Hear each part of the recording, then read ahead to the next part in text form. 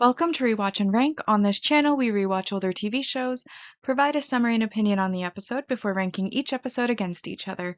Today's episode is Hannibal Season 1, Episode 13, Severo. The episode in a nutshell is just a brief reminder of exactly what happens within this episode. So we start with a bit of a dream sequence before Will wakes up and finds that he has muddy feet. He then stumbles his way into the kitchen to take some pills to try to bring his fever down and ends up throwing up into the sink, and there is a human ear now in the sink. So naturally, as his habit, he calls Hannibal. Hannibal arrives, takes a look in the sink, listens to Will kind of being confused, saying he has no idea what happened, talking about things, and Hannibal says that they have to call Jack. He can't run away from this one. Jack is then called in, and Will is arrested. And then he's taken back to the FBI where he is processed for evidence. They go through his clothing. Beverly, scrapes under his nails and basically confronts him about the fact that she has found dried blood under his nails, asking if he knows how it got there, which he says he doesn't have any certainty at all, because he doesn't even remember going to bed the night before. We then cut to Jack informing Alana about what's happened between Will and Abigail, as it is decided that Abigail obviously was the owner of the ear. And Alana lashes out at Jack, basically reminding him that he had promised that he would not let Will get too close, that anybody could have seen that Will was breaking, and nobody stepped in, and Jack uses the excuse that Will was saving lives and that he was working under the advice of the psychiatrist that she recommended, that being Hannibal. And then we see her basically screaming in her car as she tries to wrestle with everything, and then Alana goes in to speak to Will and promises to watch his dog. It's like his whole pack of dogs, before she comments on the fact that they are going to have to do some psychological tests. And he then mentions the clocks that Hannibal was having him draw, and she then has him draw a clock, and when it's obviously messed up, she looks like she's gotten some relief because obviously now they know it's a genuine medical issue, and that is great. We then move on to Hannibal speaking to Bedelia and is pretending to grieve Abigail, but doesn't want to give up on Will, of course. And they kind of discuss how, like, Bedelia's like, maybe you should take a step back from Will, and Hannibal's like, but I think I could help him still. Because, that's how Hannibal is. We then get Hannibal's lures being found.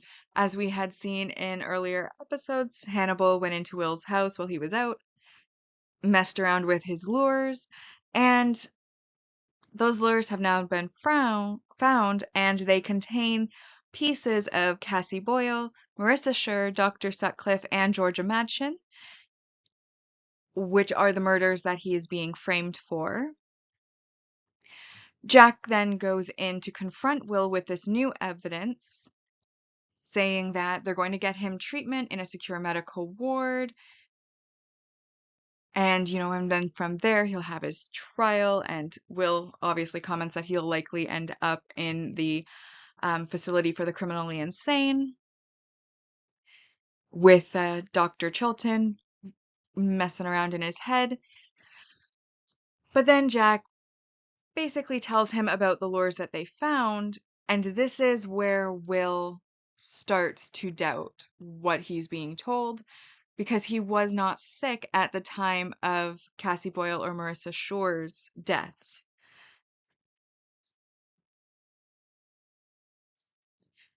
And that is when he realizes he's being framed, and he tries to tell Jack that. However, Jack just asks him if he knows how paranoid he sounds before he goes into reading him his rights. Will is then transferred into an ambulance to transport him to the secure hospital for treatment. However, he immediately dislocates his thumb, attacks the people non-fatally who are transporting him, and escapes. Which this is when Jack speaks with both Alana and Hannibal about the fact that this is not the action of an innocent person. Now he is suspecting that Will really is guilty. And Alana then brings out the clock that she had him draw, and then Hannibal brings out a fake clock that him with his artistic abilities has obviously mimicked Will's handwriting to produce, because we as the audience know that his clocks have been messed up for a while, but Hannibal's pretending it's from 2 weeks ago, and obviously Will was totally fine then. Which of course reinforces in Jack's mind that maybe Will is faking the clock that he gave to Alana, and maybe he actually was fully aware of what he was doing the whole time, which we, of course, as an audience know is not true, but obviously Jack does not. We also have Alana kind of spitballing what could be wrong with Will and brings up encephalitis, which Hannibal agrees with. But again, Jack pushes for Will's guilt and then starts asking about the call that happened at the house, and Hannibal swaps his and Will's roles. He says he was the one outside loading things in the car, and Will was the one inside the office, so Will could have made the call, even though, again, we as the audience know this isn't true. We then have Hannibal arriving back at his office, and guess who's there? Will. And he is sitting up on the balcony, and he basically tells Hannibal that if it had just been Abigail that they were trying to frame him for, he would have believed them. But he knows who he is, and he knows he did not kill Cassie Boyle or Marissa Shore, and that there is definitely someone who is making sure that no one believes him, which, of course, this person he's talking to. Hannibal, of course, then gaslights him by having like a session with him and basically saying, well, let's walk through how you could have done these murders and then try to disprove that. Which then he basically goes over each of the murders as they've gone through, and as he's talking about the murders, Will is seeing like essentially black statues of the different bodies.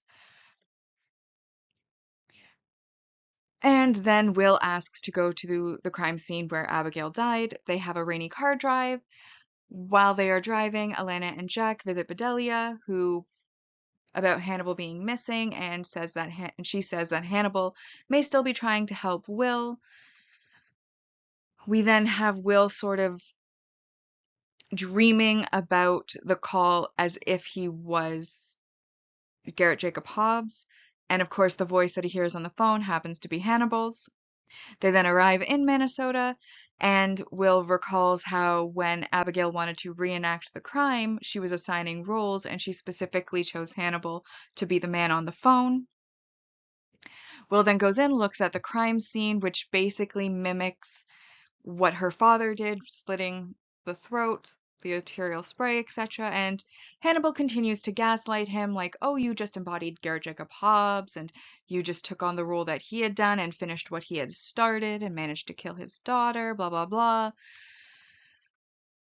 Will, though, however, has started to see. And so Will basically says he's sure of who he is, but he's not so sure of Hannibal anymore. He then holds him at gunpoint, saying that he can now see him, and that he was so hard to see because he had no discernible motive. Hannibal was simply curious about what would happen, what Will would do, what someone with Will's mind would do, and how he would act, and that he was basically just winding him up and watching him go. And then he is about to shoot him, saying, well, this is how I go, when Jack arrives and non-fatally shoots Will to get him basically to not shoot Hannibal.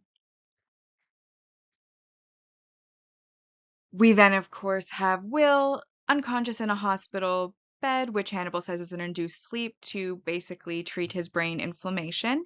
Jack arrives, gets that health update, and then we skip to Hannibal having dinner with Bedelia, talking about how he's going to go and see Will at the hospital. or not the hospital, the facility he's in, the prison, Institute for Criminally Insane, whatever the case may be. And then we have Hannibal visiting Will, who is in his cell, and they greet each other to end off this finale episode for the season. So now that we've been reminded about what happens with a little more detail than usual because it is the finale, it is time to rank the episode on our mostly objective ranking list, which uses set values to determine the score, and then the personal ranking list, which is purely opinion based.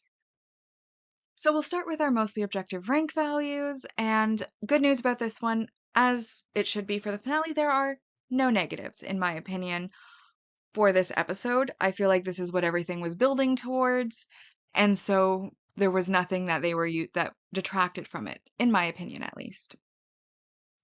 So the first mostly objective rank value that I felt applied, which is worth 3 points, is the impactful, memorable, moment line, etc., which of course was the ear vomit. That's pretty memorable. That Will had an ear down his throat. And then the ending scene was incredibly well done, and I felt that it was very impactful. So those two things together, 3 points. And we then get our multi-season main character development, which is mostly Will, with a little bit of Hannibal thrown in. So obviously we have Will throwing up an ear, Will getting arrested, Will's illness finally being found and treated, and Will finally seeing Hannibal for who he actually is, which is where Hannibal kind of is a little bit thrown in there because Hannibal finally gets seen, which is kind of what he wanted, like this entire time. So overall, lots of development, but more so with Will than anybody else, which again is what this entire season has been building towards, as Will is, in my opinion, the main character, with Hannibal being the second main character, and everyone else kind of being supporting so that they're not like the only people in the world. That's how I see it, at least. And then, of course, there's just the overall strong plot concept, the fact that everything in the series has been building towards framing Will. It was early episodes where we saw Hannibal for who he was. We saw him messing with the lures. We saw him messing with Will. We saw him doing all of this stuff. And it's slowly been building. We figured out what he was after. And this is where it all comes to a head and he gets exactly what he wanted. And like I said, there were no negatives to the episode because it was such a strong plot concept that there was nothing to take away from it. And that is why we then end with an 11 out of 10. Obviously, because it's out of 10, what the score will end up being is a 10 out of 10, mostly objective ranking for this episode. So as a brief reminder before we go over our definitive list, when more than one episode has the same score, they are ranked on the mostly objective ranking in the order in which they aired in. So this episode, while being a 10 out of 10, is not first place because it's the finale of this season. So having said that, season 1 rankings definitively for our mostly objective ranking. In first place, we have aperitif, second souffle, third sorbet, fourth fromage, fifth relevé, sixth was Savaro, this episode, seventh roti, eighth amuse-bouche, ninth potage, 10th buffet Freud, 11th entree, 12th Tro Normand, and then in 13th was Coquelle. Now onto my personal ranking. Now obviously with the summary and then also with our mostly objective ranking, I've said a lot about the show already, and some of my opinions have colored that, but there were a couple of standout moments that I haven't really gone into detail about. The first one, of course, is the dream sequence that we open on. Is really good imagery. As you know, I like the imagery. So we obviously have Will, who is hunting the feathered stag, and as he's hunting, he shoots it, and he finds the blood on a tree, and then the stag turns into an antlered man. which I think just shows that he is getting closer to finding Hannibal, who I've always felt the stag represented Hannibal, and now it's going from like an mythological animal into a more human-like shape because he is getting closer to being able to finally see who he is. Jack's trench coat outfit, we've seen it in other episodes, but it's amazing. I love that outfit. With like the little fedora and then the trench coat looks like he should be in black and white. You know, one of those crime noir type things. Love the outfit.